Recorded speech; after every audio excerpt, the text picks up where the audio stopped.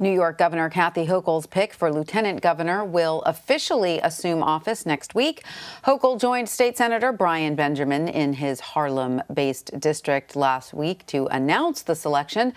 Benjamin will not be sworn in until after Labor Day, so the special election to fill his seat can coincide with November's general election.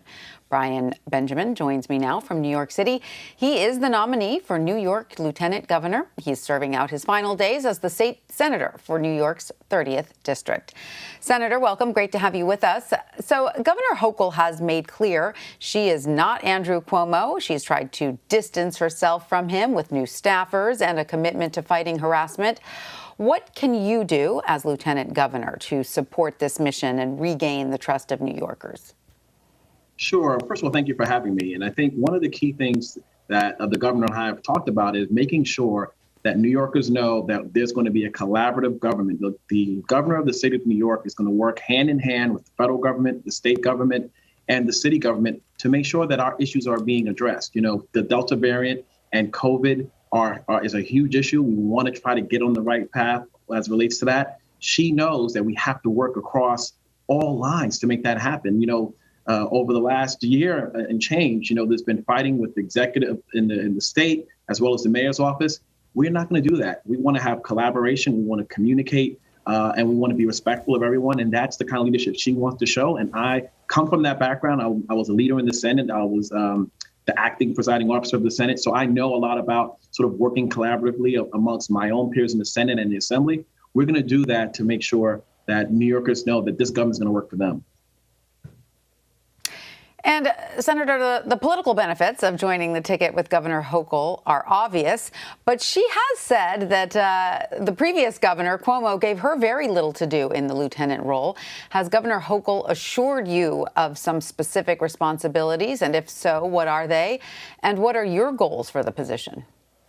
Sure. We have more conversations to be had. As you can imagine, we are really sort of running full speed as we're trying to just kind of adjust to this transition, which was quite short. I mean, 2 weeks is not a long time for her to transition, and I'm coming on and I'm transitioning in about a week and so. So, one of the good things is that I've known her for a while. I trust her. She's a person of incredible integrity and honesty. And when she tells me I'll be a full partner, I don't need to have that in specific writing because I know who she is. But we've already talked about a few things.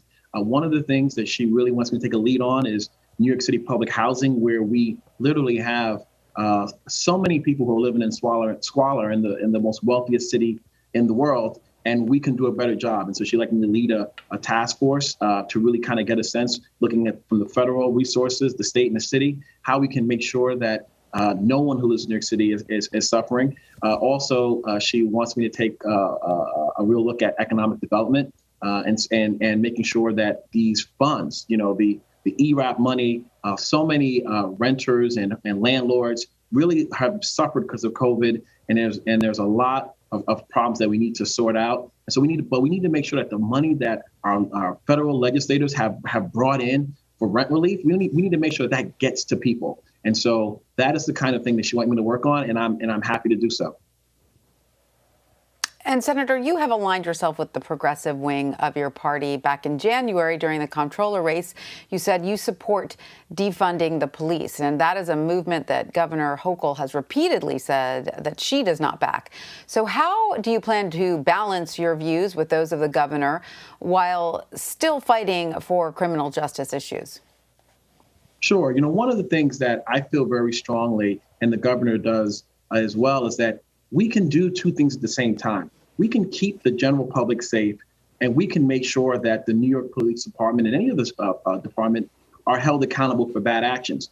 It's not an either or. And when I spoke about supporting the movement, what I was really speaking about was making sure that we were able to ensure that only sort of resources that were essential for public safety was what the police was spending. That was the thrust of my arguments, and that is what I believe we should do. And the governor believes that we can hold bad policing accountable, because we don't want any more Eric Garner situation. We don't want any more George Floyd's. But at the same time, we need to have the police, focus on our public safety. There's a lot. Gun violence is on the rise. There's so many important issues, and we need the police to work on behalf of all New Yorkers. And that is really something that it's a fine line, but it's something that Governor Hochul will make sure happens, and I support her fully in doing so. So you're saying that your views and the governor's don't vary that much on the issue? No, I think no, I don't think anybody wants another George Floyd situation. I don't think anyone wants another Eric Garner. I think that's a universal premise. The issue becomes, how do we sort of support the police to make sure that they are have the resources that they need to focus on public safety. We want to keep the public safe. That I've always felt that way. And those who have been out protesting and fighting, that's what they are really fighting for. They want to make sure that the public is being protected, and that there aren't, and then if there are bad cops and bad policing, that those people are held accountable. Those are the bills that I passed. The Eric Garner Anti-Chokehold Act, that was to make sure that we don't have young Black or brown or any young men or women who are choked to death, which was an unlawful practice by the police department. So to me, that is what my thrust is about, and that's something that I've spoken very extensively with the governor about. And she, and I support her fully. Her position is a very solid. She believes we can do both at the same time. We can keep bad policing off the street, and we can have public safety with good policing. That is what we are all about. All right. Thank you so much, State Senator Brian Benjamin. Thank you so much for joining us. We appreciate your time. Thank you.